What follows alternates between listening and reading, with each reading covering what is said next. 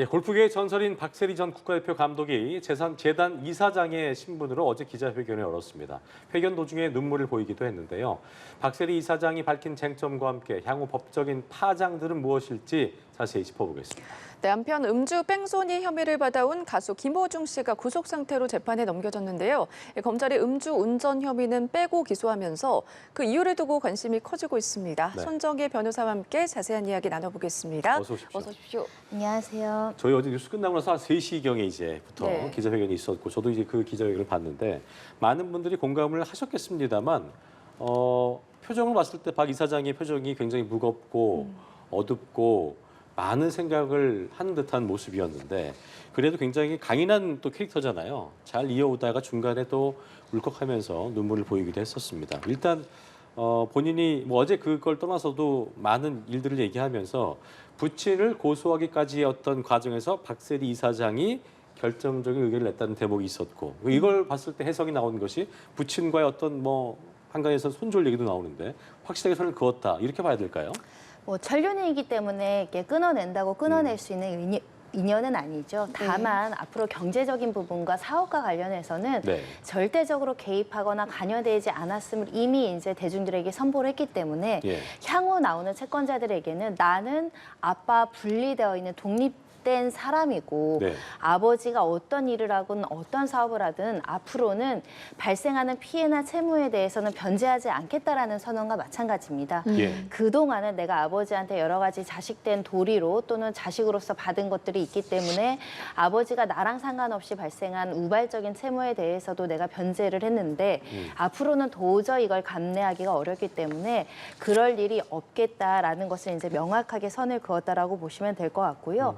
이미 할 수 있는 한 모든 조치를 통해서 이 채무가 발생하면 이것을 변제해주거나 이것을 막기 위해 노력했지만 도저히는 이제 개인이 감당할 수 있는 수준을 넘었기 때문에 대중에게 설명하고 또 어떤 면에서는 협조를 구하는 겁니다. 왜냐하면 사업을 같이 하는 입장에서도 아니 부친의 의견을 듣는 게 아니라 사업 당사자인 박세리 선수의 의견을 네. 확인하는 절차들을 거쳐야 되는데 만연히 부친이 아이 박세리 내 딸은 내 말만 있으면 돼. 내가 동의 받아왔어. 이 말만 믿고 사업 투자하는 것도 어떻게 보면 가실, 부주의거든요. 네. 앞으로는 이런 일이 없도록 본인이 이제 직접 설명하고 있고 특히 본인이 이렇게 이제 심각성을 느끼고 재단 측이 고소하는 거에 대해서 적극적으로 의견을 냈다는 것은 향후에는 법률적으로 책임지지 않을 분은 법률적으로 책임지지 않고 법적으로 다투겠다라는 의지의 천명이거든요. 예. 그래서 아버지하고 개인적으로 이렇게 단절된 것도 설명을 하면서 앞으로 채권 채무나 돈과 관련된 일에도 굉장히 명확하게 선을 긋고 책임지지 않겠다라는 선언입니다. 네. 어제 그 기자회견 보면서 처음엔 굉장히 좀 신중한 모습이었고 또 일부 기자가 과거에 이 일 말고 또 다른 일 뭐 법적으로 문제된 게 있었냐는 거 있으면 얘기해달라고 했더니 그때마다 이제 변호인이 옆에서 뭔가 조언을 해주고 확실히 이사장이 듣고 얘기를 했었는데 어떤 조언이었을까요? 아마 그냥 적극적으로 그 이야기하셔라, 사실대로 이야기하셔도 좋다 이런 얘기를 했을 것이라고 추정이 되는 게요. 네.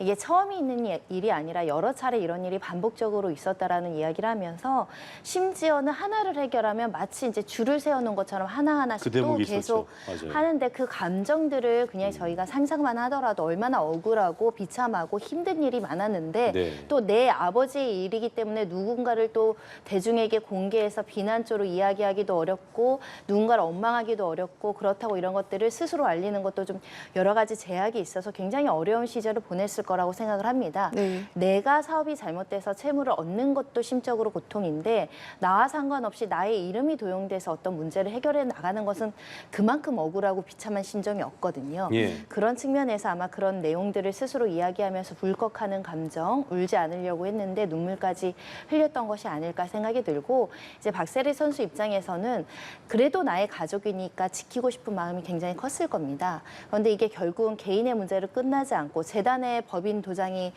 위조가 되고 네. 또 다른 문제가 발생할 여지가 있기 때문에 대중적인 어떤 선의의 피해자를 막기 위한 또 공적인 목적에서라도 나의 이렇게 어떻게 보면 아픈 가정사, 아픈 가족 관계 일까지 거론해야 되는 심정이 있었기 때문에 굉장히 무겁고 착잡할 수밖에 없었던 사정이 있습니다. 네, 그렇군요. 인장에 대해서 말씀을 좀 해주셨는데 이게 눈여겨볼 만한 게 이제 위조가 된 인장과 법인 인감을 비교해서 좀 보여줬거든요.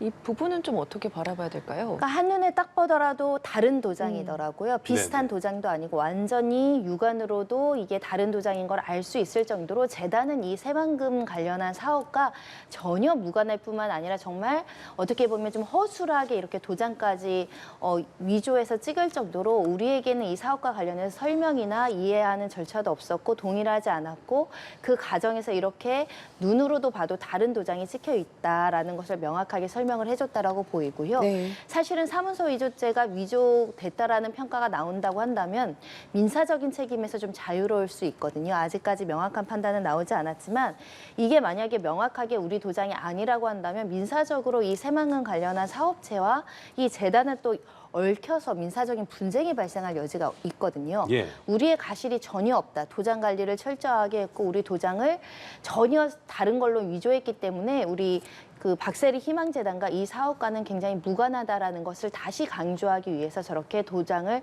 비교해서 설명했다고 보입니다. 자, 그리고 어제 이번 논란 불거지면서 박세리 이사장의 대전 집이 강제로 경매에 넘어갔다는 일부 보도가 나왔었잖아요. 네. 그 부분 저희 어제 짚기도 했었는데 이에 대해서는 이제 오해라고 밝혔습니다. 일부 뭐 전문가들은 그게 이제 우려된 것은 뭐 사행에 대한 부분도 있을 수 있고 해서 이제 여러 법리적인 얘기를 하셨는데 현재 해당 집은 어떤 상태에 있는 거고 어떤 식으로 이제 이게 흘러갈 수 있는 건지 좀 짚어주시죠. 그러니까 이거는 과거 일을 이제 마치 최근 일처럼 경매에 넘어갔다라는 취지로 일부 보도가 잘못 나간 것으로 보이는데 과거에 실제로 이 부친 명의의 어떤 지분에 대해서 경매 개시 결정이 나온 것이 있었습니다. 예. 그 당시에는 박세리 선수와 부친이 5대5로 공동 소유를 하고 있었기 때문에 부친 명의의 재산에 대해서 부친 명의의 채무의 그 채권자가 경매 개시 결정 신청을 했던 사안이고 그 과정에서 박세리 선수가 한 10억 원대의 채무를 대신 변제하면서 그 과정에서 아버지가 가지고 있는 공동 지분을 인수해 왔거든요. 그러니까 지금은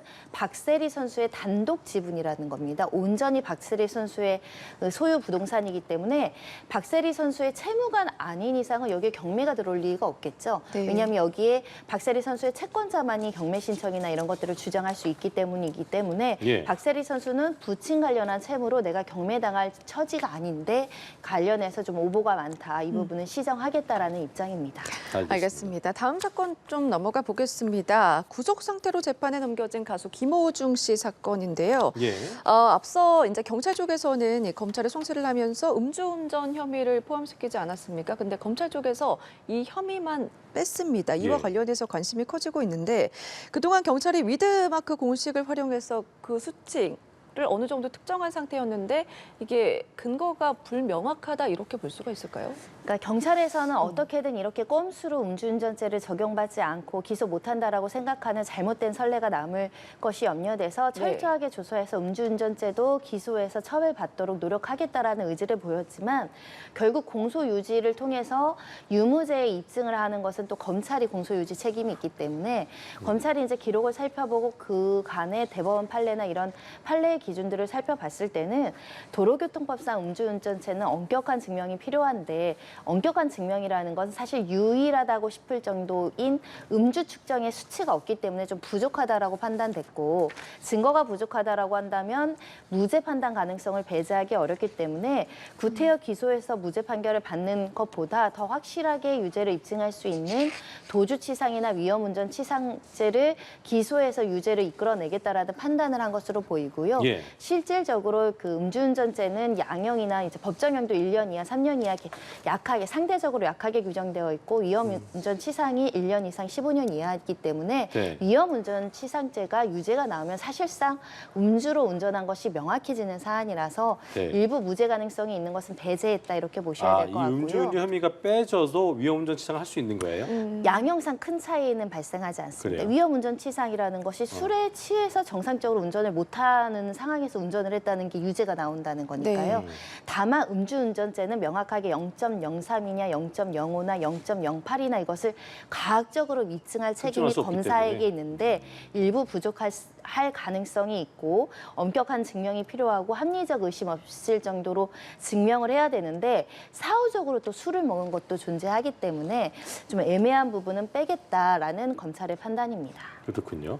이게 보니까 경찰이 그렇다면은 김호중 씨가 음주 뺑소니 사고 후에 그 편의점에서 왜 이거 이제 술탁이라는 얘기가 나왔는데 추가로 술을 더 마시는 게 확인이 되기도 했고 이를 놓고 이제 알코올 농도를 특정하지 못하게는 말씀하셨던 것처럼 일종의 꼼수 비판이 일었잖아요.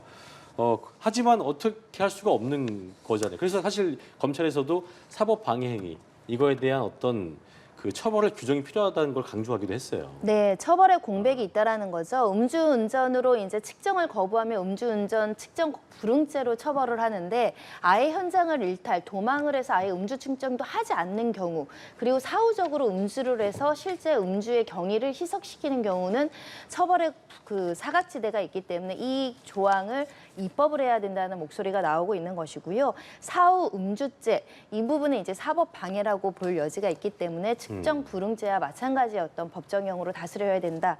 목소리가 굉장히 설득력 있어지지 않을까 생각이 들고요.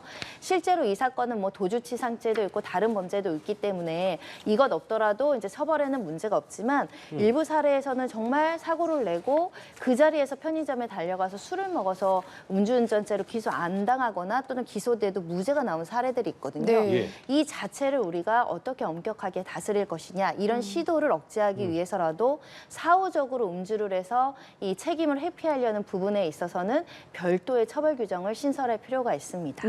이와 관련해서 또 김 씨가 최근에 피해자와 합의했다 이런 소식도 전해지고 있습니다. 이런 결과가 과연 재판에는 어떤 영향을 좀 미칠까요? 피해자가 존재하는 사건에 합의하고 피해자가 처벌 불원서를 낸다라고 한다면 네. 양형에는 유리한 정상으로 활용할 가능성이 굉장히 높고요. 다만 이게 이제 피해자만 존재한 피해자가 개인이 아니라 사회적인 법이 즉 대중교통이라는 어떤 교통 방해라든가 교통의 구호 조치라든가 공익적인 어떤 피해를 야기한 범죄이기 때문에 예. 피해자가 용서했다고 아주 선처를 받을 수 있는 요소는 아니고요. 결국은 본인이 저지른 죄에 대해서 전반적으로 다 자백하고 인정하고 철저하게 반성하는 태도를 보이고 특히 증거인멸죄라든가 범인 도피의 교사는 굉장히 사법 체계에 대한 혼란을 가중시킬 수 있는 엄중한 죄이기 때문에 이 부분 때문에 가중적인 요소가 더 크게 작동할 수 있다. 예. 그래서 현재 일부 무죄를 주장하면서 전부 자백하지 않는 것도 불리하게 작용할 여지가 있기 때문에 구속돼서 이제 기소되면 이제 형사 재판이 이루어지는 거거든요. 예. 공판 준비기일을 거쳐 공판 기일까지 이 주요 범죄의 혐의에 대해서 자백하고 인정하느냐가 굉장히 중요하지 않을까 합니다. 예, 알겠습니다. 네. 지금까지 함께 현종희 변호사와 함께했습니다. 오늘 말씀 고맙습니다. 맞습니다.